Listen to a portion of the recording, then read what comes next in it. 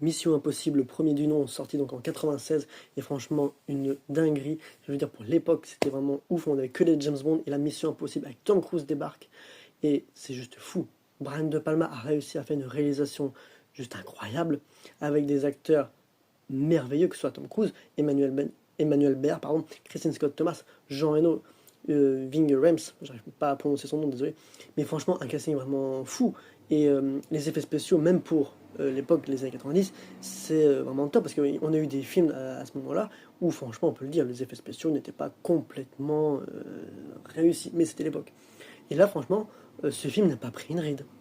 On peut dire ce qui est, il est juste bluffant. Après, bon, moi, les reproches que je vais lui faire, c'est qu'il sera peut-être un peu long. Il y aura peut-être deux trois morceaux de dialogue qui colleront pas, que ce soit en VO ou même en VF dans les deux cas. Ça peut-être un peu, ça peut pêcher là-dessus, mais en vrai, il faut dire ce qui est. Le film, au niveau de la réalisation, elle est top, quoi. Je veux dire, c'est un peu mieux que le Mission Impossible 2 où John Woo avait fait un travail un peu moins réussi, mais bon, ça c'est autre chose. Et puis c'était surtout une autre année.